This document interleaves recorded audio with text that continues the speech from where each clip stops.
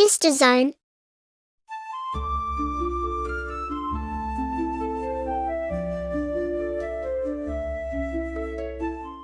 ผู้มีบทบาททางสังคมในอดีตที่อาจจะเป็น LGBTQ+ ทั้งหมดล้วนเป็นบุคคลที่เราอาจรู้จักคุ้นเคยกันเป็นอย่างดีเรามาดูกันค่ะว่ามีใครบ้าง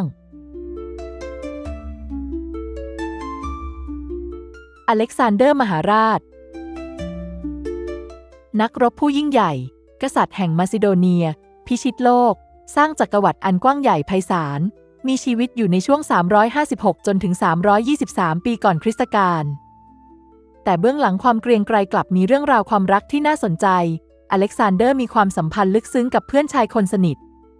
ฮีเฟสเตียนเมื่อฮีเฟสเตียนเสียชีวิตอเล็กซานเดอร์เสียใจอย่างหนักถึงขั้นไม่เสวยไม่ทรงงานและจัดพิธีศพอย่างยิ่งใหญ่ราวกับเป็นกษัตริย์นักประวัติศาสตร์บางคนตีความว่าความสัมพันธ์ของทั้งคู่น่าจะมีความเกินเลยและมากกว่ามิตรภาพโดยปกติทั่วไป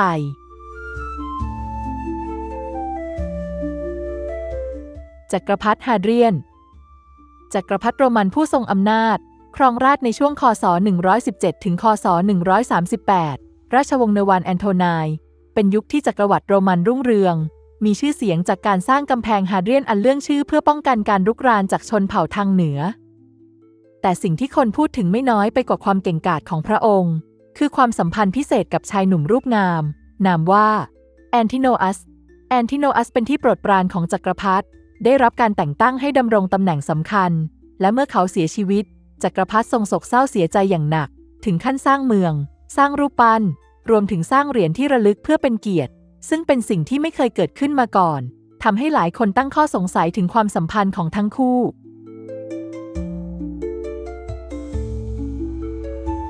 พระเจ้าริชาร์ดใจสิงห์พระเจ้าริชาร์ดกษัตริย์นักรบแห่งอังกฤษพระองค์ทรงครองราชย์ในช่วงคศ1189จนถึง1199ราชวงศ์แพลนทาเจเน็ตเป็นวีรบุรุษสงครามครูเสดขึ้นชื่อเรื่องความกล้าหาญแต่ก็ขึ้นชื่อเรื่องความโหดร้ายด้วยเช่นกันบันทึกประวัติศาสตร์ในยุคนั้นได้กล่าวถึงความใกล้ชิดสนิทสนมระหว่างพระเจ้าริชาร์ดกับพระเจ้าฟิลิปที่2แห่งฝรั่งเศสถึงขั้นแบ่งปันเตียงใช้ชีวิตคู่ร่วมรบเคียงบ่าเคียงไหล่ความสัมพันธ์นี้ถูกนำไปสร้างเป็นภาพยนตร์หลายต่อหลายครั้งทำให้เกิดการตั้งคำถามถึงรสนิยมทางเพศของพระองค์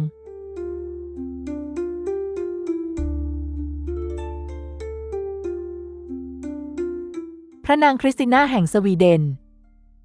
ราชินีผู้ทรงปัญญาครองราชย์ในช่วงคศ1632จนถึง1654ราชวงศ์วาซามีชื่อเสียงด้านความเฉลียวฉลาดสนใจในศิลปะวิทยาศาสตร์และปรัชญาแต่กลับสละราชสมบัติเพื่อแสวงหาอิสรภาพและเปลี่ยนมานับถือศาสนาคริสต์นิกายโรมันคาทอลิกตลอดชีวิตของพระนางเต็มไปด้วยเรื่องราวที่แตกต่างจากหญิงสาวทั่วไปในยุคนั้นเช่นนิยมการแต่งกายแบบชายรวมถึงการปฏิเสธการแต่งงานรวมถึงมีหลักฐานว่าพระนางมีความสนิทสนมกับสตรีในราชสำนักและมีจดหมายส่วนตัวที่แสดงถึงความรักใคร่ต่อสตรีซึ่งทำให้หลายคนเชื่อว่าพระนางน่าจะเป็น LGBTQ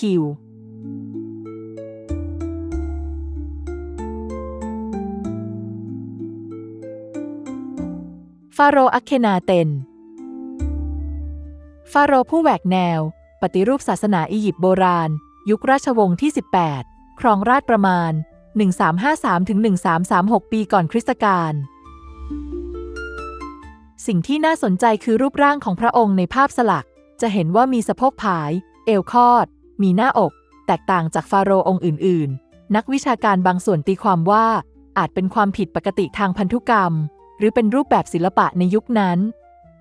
แต่ก็มีหลักฐานที่ชวนสงสัยมีข้อสันนิษฐานว่าฟาโรห์อัคเคนาเตนมีความสัมพันธ์ใกล้ชิดกับขุนนางชายคนสนิทชื่อเมนคาเร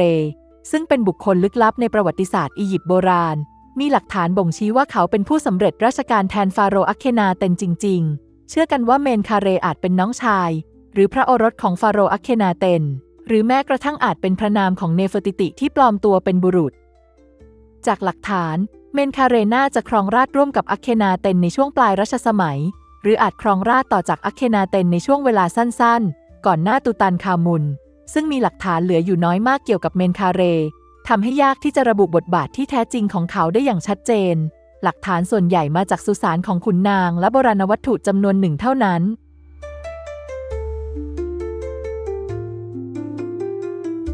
เลโอนาร์โด ดาวินชีอัจฉริยะแห่งยุคเรเนซองส์จิตรกรเอก นักประดิษฐ์ นักวิทยาศาสตร์ สถาปนิก มีชีวิตอยู่ในช่วงคศ 1452 จนถึง 1519 ผลงานของเขามีชื่อเสียงระดับโลกเช่นโมนาลิซา เดอะลาสต์ซัปเปอร์ ในยุคสมัยนั้นการรักเพศเดียวกันยังเป็นเรื่องต้องห้าม เลโอนาร์โดถูกกล่าวหาว่ามีความสัมพันธ์กับผู้ช่วยชาย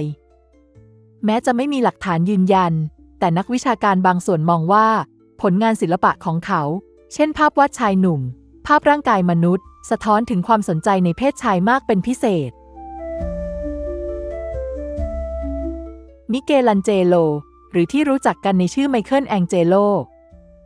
ศิลปินผู้ยิ่งใหญ่แห่งยุคเรเนซองส์มีชีวิตอยู่ในช่วงคศ 1475 จนถึง 1564 เป็นศิลปินที่มีชื่อเสียงมากที่สุดในยุคเรเนซองส์เป็นทั้งประติมากรจิตรกรสถาปนิกผลงานที่มีชื่อเสียงเช่นเดวิดปีเอตาภาพวาดบนเพดานมหาวิหารน้อยซิสตีนเป็นคนบ้างานอารมณ์ร้อนมีความมั่นใจในตัวเองสูงมากมิเกลันเจโลเขียนบทกวีจำนวนมากซึ่งหลายบทสื่อถึงความรักบทกวีหลายๆชิ้นแสดงถึงความรักและความหลงใหลในชายหนุ่มรวมถึงผลงานประติมากรรมที่เน้นย้ำความงามของเรือนกายที่งดงามของชายหนุ่มนักวิชาการบางส่วนจึงลงความเห็นว่าเป็นการสะท้อนให้เห็นถึงความสนใจที่แท้จริงของเขาพระเจ้าเอ็ดเวิร์ดที่ 2 แห่งอังกฤษพระองค์ทรงครองราชย์ในช่วงคศ 1307 จนถึง 1327 พระองค์ถูกปลดจากบัลลังก์และถูกปลงพระชนม์อย่างน่าอนาถสาเหตุสำคัญมาจากความขัดแย้งในราชสำนักและอาจมาจากความสัมพันธ์ของพระองค์กับขุนนางชายเพียร์ แกฟตันซึ่งเป็นที่รักและได้รับการแต่งตั้งให้มีอำนาจจนสร้างความไม่พอใจแก่ขุนนางคนอื่นๆเรื่องราวของพระองค์ถูกนำไปสร้างเป็นภาพยนตร์แม้จะไม่ได้เน้นเรื่องความสัมพันธ์แบบรักร่วมเพศแต่ก็สะท้อนให้เห็นถึงปัญหาความขัดแย้งในราชสำนักที่อาจมีสาเหตุมาจากรสนิยมทางเพศของพระองค์เองจักรพรรดินีอู่เจ๋อเทียนสตรีผู้ยิ่งใหญ่และทรงอำนาจที่สุดในประวัติศาสตร์จีนมีชีวิตอยู่ในช่วงคศ 624 จนถึง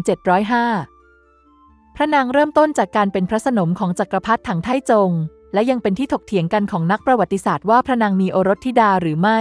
แต่จากหลักฐานเท่าที่มีคือพระนางไม่มีโอรสธิดากับจักรพรรดิถังไทจงแต่เมื่อหลังจากจักรพรรดิสวรรคตพระนางได้มีความสัมพันธ์เชิงชู้สาวกับองค์รัชทายาทคือหลี่จื้อซึ่งต่อมาได้ขึ้นครองราชย์เป็นจักรพรรดิถังเกาจงและขึ้นสู่อำนาจในฐานะจักรพรรดินีมีบันทึกและวรรณกรรมที่กล่าวถึงความสัมพันธ์ของพระนางกับสตรีในราชสำนักรวมถึงข้าราชบริพารหญิงซึ่งข้อมูลเหล่านี้ไม่อาจยืนยันได้ว่าเป็นความจริงหรือไม่หนึ่งในนั้นคือช่างกวนหวานกวีหญิงและนักการเมืองซึ่งเป็นคนสนิทและมีอิทธิพลอย่างมากในราชสำนักอลัน ทัวริงนักคณิตศาสตร์นักวิทยาศาสตร์คอมพิวเตอร์วีรบุรุษสงครามโลกครั้งที่ 2มีชีวิตอยู่ในช่วงคศ 1912 จนถึง 1954 เขาเป็นบุคคลสำคัญในการไขรหัสลับของนาซีเยอรมนีด้วยการสร้างเครื่องทัวริงซึ่งเป็นต้นแบบของคอมพิวเตอร์ในปัจจุบันช่วยให้ฝ่ายสัมพันธมิตรชนะสงครามแต่ชีวิตของเขากลับน่าเศร้าเขาถูกดำเนินคดีในข้อหารักร่วมเพศซึ่งในยุคนั้นถือเป็นเรื่องผิดกฎหมายเขาถูกบังคับให้รับการรักษาด้วยฮอร์โมนจนเสียชีวิตในเวลาต่อมาเรื่องราวของเขาถูกนำไปสร้างเป็นภาพยนตร์เช่น The Imitation Game ทำให้ผู้คนทั่วโลกได้รู้จักและยกย่องในความสามารถรวมถึงเห็นใจในชะตากรรมของเขา